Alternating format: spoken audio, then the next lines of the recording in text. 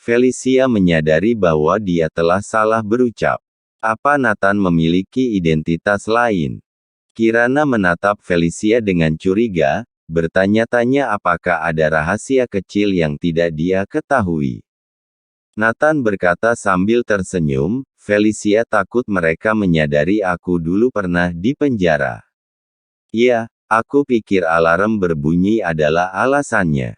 Felicia menjawab dengan cepat. Agar tidak dicurigai. James bertanya, apa yang terjadi barusan? Ada apa di badanmu? Alarm berbunyi terus-menerus. Hanya pemantik logam, sepertinya ada logam di dalamnya. Nathan mengguncang korek api hijau tentara. Oke, kalau begitu ayo pergi. Mobil yang dikirim oleh kakak sudah menunggu lama. Amanda sudah tidak sabar. Semua orang dibawa ke Hotel Hilton. Karena banyak orang datang ke perjamuan ulang tahun, para tamu ini untuk sementara menginap di hotel. Sepertinya orang tuaku masih menyimpan dendam yang dulu. Kalau tidak, mereka tidak akan membiarkan kita di hotel, tetapi akan langsung pergi ke rumah besar keluarga Pramana. Amanda sedikit frustrasi. Jangan khawatir, istriku, kita pasti akan bersinar di pesta ulang tahun kali ini, dan keluarga Pramana akan menerimamu dan juga aku. James sangat percaya diri. Pasangan itu menganggap persetujuan keluarga Pramana adalah hal sangat penting. Setelah check-in, Felicia mendatangi Nathan dan Kirana. Mengatakan bahwa anak-anak muda dari keluarga Pramana berkumpul malam ini. Oke, ayo pergi. Nathan dan Kirana setuju. Felicia sengaja mengendarai mobilnya, Maserati merah muda. Tempat pertemuan di Kedaton Hotel. Satu meja di sini seharga mulai dari 10 juta. Mobil-mobil mewah diparkir di depan hotel. Mereka mengikuti Felicia ke ruangan VVIP. Dalam ruangan sangat meriah, puluhan orang berkumpul. Felicia sudah datang, mari kita sambut. Karena keluarga Garrett, Felicia menjadi tuan putri kecil dari keluarga Pramana dan sangat populer. Mereka pertama kali bertemu Kirana dan Nathan. Namun, melihat kecantikan Kirana, banyak mata berbinar. Felicia, cepat kenalkan siapa ini. Seseorang mendesak. Aku perkenalkan, ini Kirana Andersen, putri dari Bibi Amanda, sepupu kita semua, ini Nathan Clark, sepupu ipar kita. Felicia memperkenalkan. Oh, sepupu. Semua saudara Felicia menyapa Kirana. Adapun Nathan, mereka mengabaikannya. Malam ini yang menghadiri acara makan malam, juga terdapat orang lain yang tidak berhubungan saudara dengan Kirana. Mereka menatap Kirana. Bagaimanapun, kecantikan semacam ini didambakan oleh semua orang. Setelah saling mengenal, Nathan mengetahui bahwa Theodore, putra paman kedua Kirana Ronald Pramana, dan Frankie, putra paman ketiga Daniel, yang mengadakan acara hari ini. Keduanya adalah keturunan langsung dari keluarga Pramana dan memiliki posisi tinggi dalam keluarga Pramana. Semua percakapan malam ini berkisar tentang mereka berdua. Theodore tersenyum, aku mendengar bahwa suami dari Kirana, Nathan, pernah menjadi kuda hitam di dunia bisnis Anhemia, dan bahkan banyak perusahaan di South Memphis mengetahuinya. Sekarang apa kesibukanmu? Frankie juga tersenyum, ya, mengapa aku tidak mendengar kabar darinya setelah itu? Keduanya bukan bermaksud mengejek Kirana. Mereka benar-benar tidak tahu. Karena keluarga Pramana adalah seorang miliarder. Mereka tidak terlalu banyak memperhatikan keluarga Kirana. Ketika bisnis Nathan memuncak, mereka kurang lebih mengetahui sedikit. Kemudian, setelah Nathan di penjara, tidak ada berita sama sekali. Mereka juga tidak tertarik untuk mempelajarinya, bagaimanapun juga, menganggapnya orang kecil. Seorang kerabat, Jake Bailey, yang berasal dari Anhemia, segera berkata, kalau itu aku tahu, Nathan dikirim ke penjara setelah mengusik saudara iparnya. Tampaknya dia baru keluar dari penjara beberapa hari, kan? Ya, itu berita besar di Anhemia. Yang lain menimpali. Wajah Theodore berubah, dan dia berkata sambil tersenyum, itu berarti sepupu ipar sekarang menganggur. Nathan mengangguk, ya bisa dikatakan seperti itu. Setelah itu, Theodore dan Frankie kehilangan minat pada Nathan. Dia bahkan tidak tertarik pada Kirana, yang telah menerima beberapa triliun investasi. Mereka semua mendiskusikan topik mereka sendiri, yang hampir tidak bisa diikuti Kirana. Oh ya, Rudy belum kembali. Theodore tiba-tiba mengingatnya. Rudy adalah putra angkat ayahnya. Anak ini sangat hebat. Sekarang dia berada di tim perlindungan khusus, dan sekarang dia adalah Brigadir Polisi 2. Dikatakan bahwa dia akan menjadi ajudan inspektur tim perlindungan khusus tahun depan. Rudy adalah kebanggaan besar nenek. Frankie tersenyum. Memang begitu. Meskipun Rudy tidak memiliki darah keluarga Pramana di tubuhnya, dia sangat dihormati oleh nenek. Dia benar-benar membanggakan. Tahun depan berusia 28 tahun, dan dia akan bisa menjadi wakil pasukan perlindungan khusus. Keluarga Pramana memiliki uang. Yang kurang hanya orang berbakat di departemen ini. Rudy dianggap mengisi kekurangan ini. Tidak lama kemudian, Rudy berseragam datang ke ruangan. Aku sudah membuat kalian menunggu lama. Kalian semua tahu karena konferensi ekonomi Neslandia, aku sangat sibuk 2 hari ini. Pesta ulang tahun nenek besok, menggunakan semua cuti liburku. Rudy tersenyum malu. Kak Rudy, kamu orang sibuk, dan nenek akan mengandalkanmu untuk menopang acara besok. Semuanya tertawa. Theodore bertanya, aku mendengar bahwa ada kecelakaan di stasiun kereta api hari ini, dan Inspektur Denny Mathis dari tim perlindungan khusus juga khawatir. Rudy mengangguk dan berkata, itu benar, karena itulah aku datang terlambat. Frankie bertanya, Rudy katakan apa yang terjadi. Semua orang penasaran. Setelah melihat-lihat sebentar, Rudy berkata sambil tersenyum, hari ini ada tokoh penting di stasiun kereta api. Tahukah kalian? Dia sebenarnya datang menggunakan pakaian biasa untuk memeriksa langkah-langkah keamanan kami. Untungnya, kami menyadarinya. Rudy menarik napas dalam-dalam. Lalu bagaimana kamu menemukannya? Semua orang bertanya. Saat meninggalkan stasiun HSR, alarm di area berbunyi. Kami menghentikannya. Setelah memeriksa, coba tebak apa yang kamu temukan. Semua orang memandang Rudy dengan rasa ingin tahu. Dia memiliki 13 peluru dan 7 pecahan hulu ledak tertancap di tubuhnya. 1 hulu ledak di otaknya dan 1 di jantungnya. Logam di tubuhnya yang membuat alarm berbunyi. Rudy merasa luar biasa. Apa? 13 peluru. 7 pecahan hulu ledak. Semua orang menarik napas dengan ekspresi tidak percaya. Yang lebih mengerikan adalah tubuhnya dipenuhi bekas luka.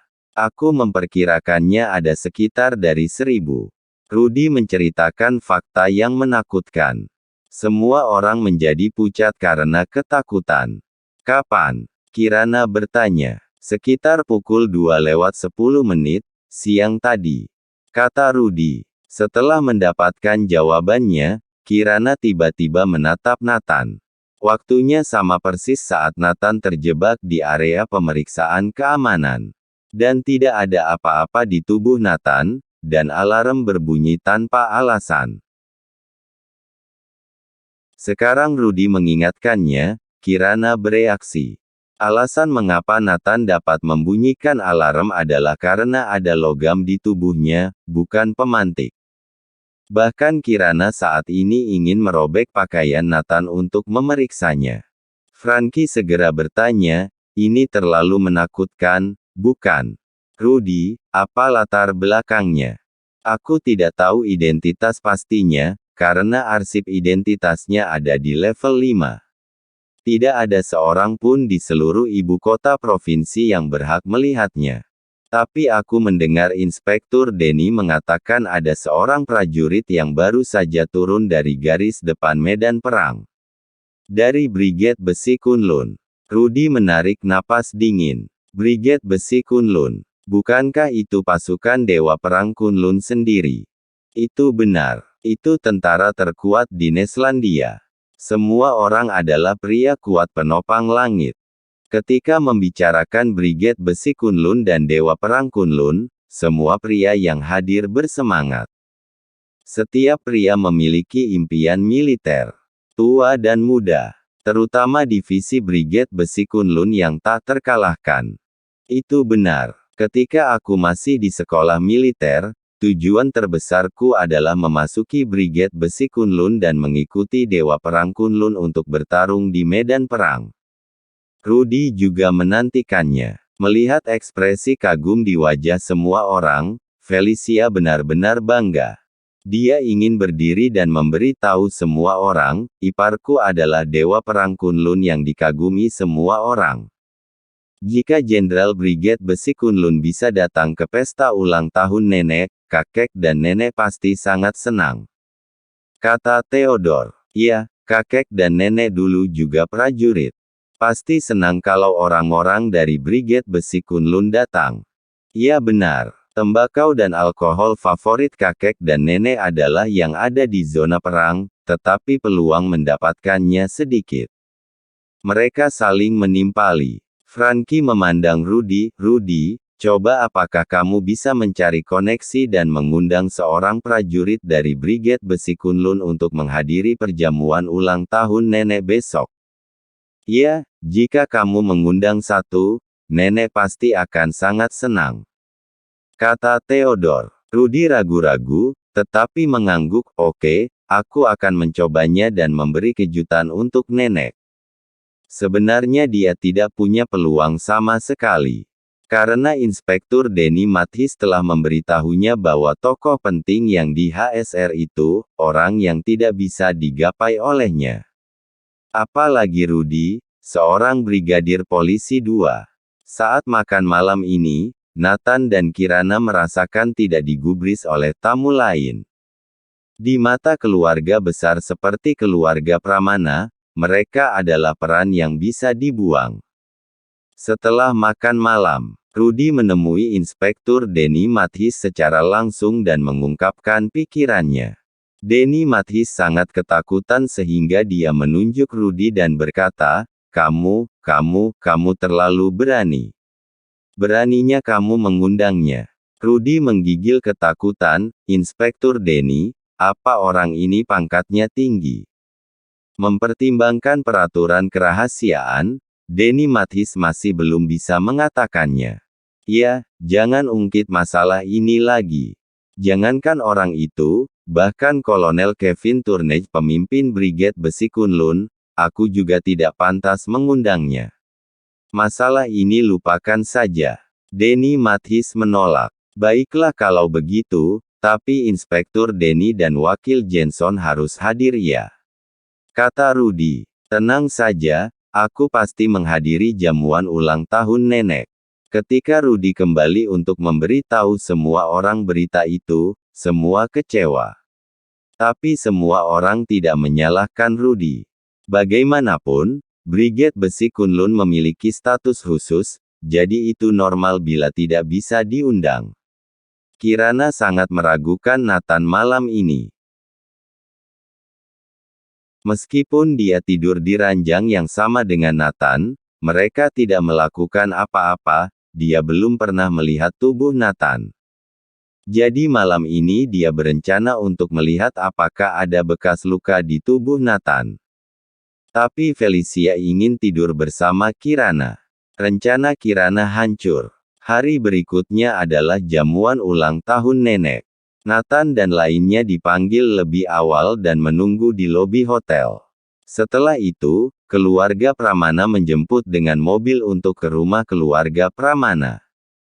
James mencengkeram hadiah itu dengan erat, menantikan jamuan ulang tahun nanti. Amanda juga bertanya pada Nathan apakah dia punya hadiah. Setelah memastikan tidak, baru tenang. Status keluarga Pramana hampir sama dengan keluarga Clark yang sebelumnya. Villa dilengkapi dengan perabotan mewah. Mobil-mobil mewah di depan pintu sudah bisa dibuat pameran mobil.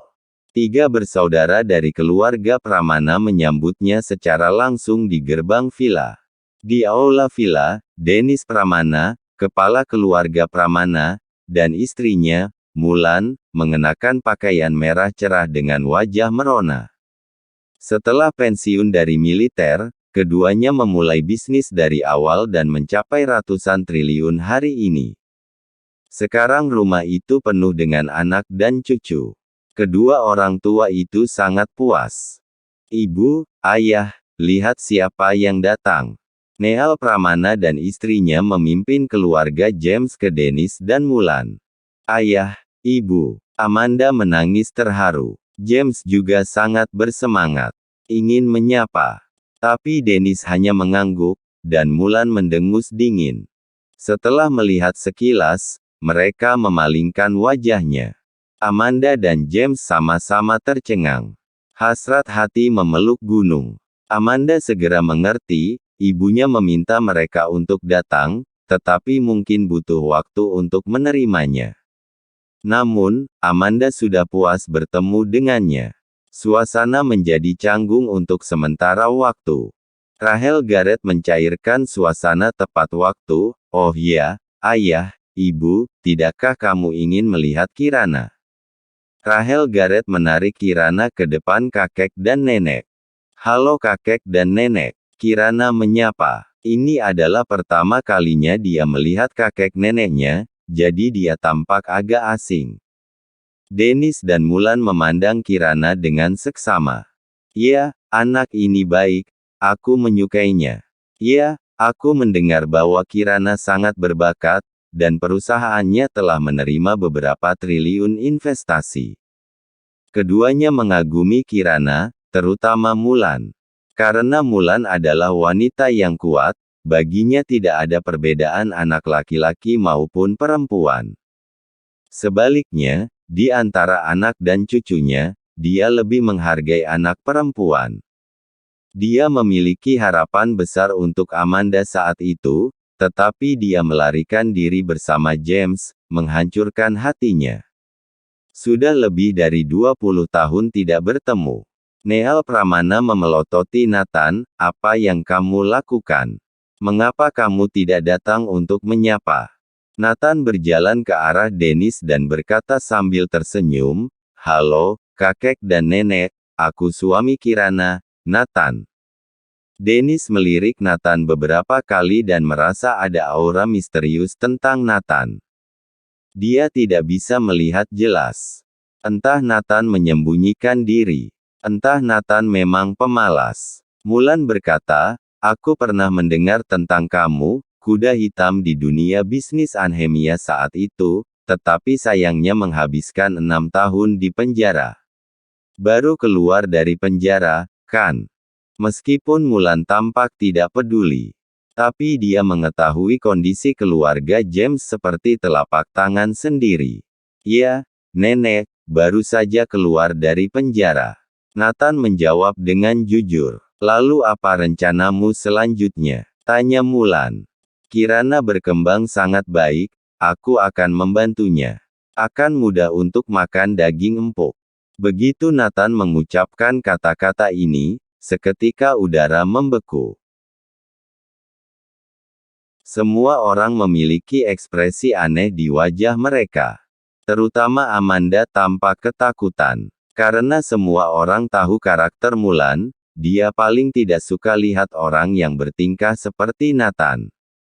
Seorang anggota polisi militer seperti Rudy adalah yang paling menarik baginya. Kalau tidak, bagaimana mungkin anak angkat memiliki posisi yang kuat di keluarga? Setelah mendengarkan jawabannya, Mulan menatap Nathan dalam-dalam dan pergi. Jelas, dia sangat kecewa dengan Nathan. Dennis menghela nafas dan ikut pergi. Mereka semua menghela nafas. Bagaimana Kirana menikahi suami seperti itu? Apa yang kamu lakukan, Nathan? Kamu menyinggung nenek. Orang yang paling dia benci adalah orang berlagak pintar sepertimu. Neal Pramana dan Rahel Garrett menatap tajam ke arah Nathan. Nathan, kamu ingin membunuh kami. Nenek sudah mau menerima kami karena Kirana, dan kamu membuatnya marah lagi. Amanda hampir menangis. Dia berpikir, jika dia memiliki menantu yang baik, apakah hari ini nenek akan langsung menerimanya lagi? Sayang sekali menantunya adalah Nathan. James memeluk Amanda, istriku, jangan menangis. Ketika perjamuan ulang tahun secara resmi dimulai, kita akan berusaha membiarkan nenek menerima kita. Hanya itu jalan satu-satunya. Amanda frustrasi secara fisik dan mental. Segera, sebagian besar tamu jamuan ulang tahun nenek tiba. Tapi tamu penting belum datang. Kakek dan nenek menyambutnya di pintu secara langsung. Nathan dan yang lainnya mengikuti. Segera, beberapa mobil bertanda SWAT muncul. Rudy turun lebih dulu, dia berlari ke belakang untuk membuka pintu mobil dan menyambut beberapa pemimpin satu per satu.